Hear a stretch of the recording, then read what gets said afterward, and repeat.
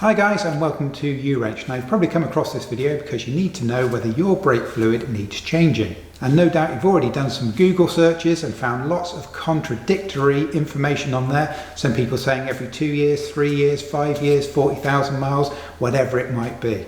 But is there an easy test that you can do yourself at home to see if your brake fluid actually needs changing right now or not? Yes, there is. And so there's a great little tool you can buy, and these are really cheap. You can pick one of these up for under $15.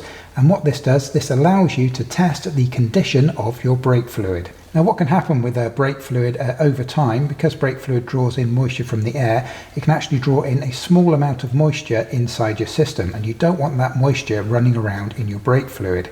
And so what this tester will do, it will test the amount of moisture, i.e. water, that you have mixed into your brake fluid. So we can use this tool very quickly and easily to determine whether the moisture in your brake fluid is at a very nice and safe range, or if your brake fluid definitely needs changing. And so you might be wondering where you can buy these, and thankfully these can be purchased very inexpensively on Amazon. You'll definitely be able to pick one of these up for less than $15, and of course with Amazon you usually get free shipping as well. And we will be adding some Amazon links into the video description below for brake testers similar to this one. And so if you do want to pick one of these up after having watched this video, please be sure to help support us and click the links in the video description. So let's take a quick look at how this unit works. So this tester has two metal contacts on the bottom. If I remove the little silicone sheath off the bottom there, we can see that we've got two little metal contacts on the bottom just there. And when we submerge this tool into the brake fluid, it measures the resistance between these two contacts, and then the tool can calculate if there is an acceptable or unacceptable amount of moisture in that brake fluid. And to help us determine, this particular one has a traffic light type of system. So it's got 3 LEDs. If I just press the button on the top there, you can see the green LEDs come on inside there, and above that we have a yellow, and at the top there we have a red. And so when we place this into our brake fluid, we're hoping, of course, that the green light remains illuminated. If, however, we get a yellow light, that means that we have 1.5% moisture in our system. And likewise, if we get the red light illuminated, that means that we have 3 or more % moisture in the system. And of course, if you do get that red light, that means absolutely your brake fluid should be changed as soon as possible. And likewise for your amber light at 1.5%, that means that you're ideally going to want to change your brake fluid as soon as possible. You really don't want to leave it too long if you do get the amber light.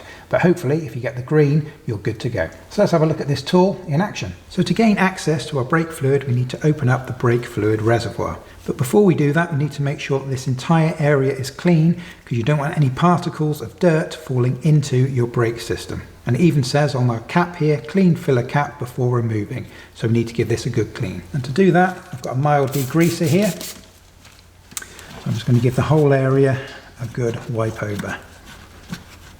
So next, carefully remove your cap. So the first thing we can do is a quick visual inspection. Now we know this car's not been serviced in a little while, and what we can see immediately is our brake fluid, which is usually should be a nice kind of clean yellowy colour. We have more of a kind of an amber going into a light brown here. So this is telling me straight away that this brake fluid definitely has some age to it. So I'm expecting when we do our test, it will probably illustrate to us that this could well need changing. Just because of the colour of it, it doesn't necessarily mean that is always the case. We will see. But definitely looking at that, I can see that this brake fluid has definitely had a fair amount of use. So now I'll take my tester, switch it on, get the green light. I just need to get the end into the brake fluid. And yeah, we're getting the amber light. And for another quick test, we have here just some normal water. So if I take my tester again, start with green, put that in, and obviously immediately to red. And of course the reason that we're getting red immediately is because this is pure water, so it's 100% water, so obviously that's far higher than 3%. So anything higher than 3%, you'll always get the red light illuminated. And it's always good practice to get the lid back on as quickly as possible after you've finished your testing. The reason being is, of course, brake fluid does absorb moisture from the air. That's how it gets into your system. And so we don't want to leave this cap off for any longer than we have to. And there we have it. That is how easy it is to test your brake fluid yourself using one of these DIY testers. And of course, if you do get that red light illuminated, that means you really do need to change your brake fluid as quickly as possible. And if you do get the amber light, as we did in this case, then it does mean that you're going to be wanting to change that fluid sooner rather than later. And of course, if you get the green light, that means that your brake fluid is absolutely perfect and does not need changing. So please remember, we will be adding Amazon links for these into the video description below. They're sub $15, and we will put links to the cheapest available ones for you. So if this video has been helpful or useful for you in any way, can you please do us a quick favour, take 1 second out of your busy schedule just to hit that like button for us. It really does help us out. Likewise, also please consider subscribing to our YouTube channel. We've got loads more great DIY content waiting for you to check out. We appreciate it, and we'll see you again.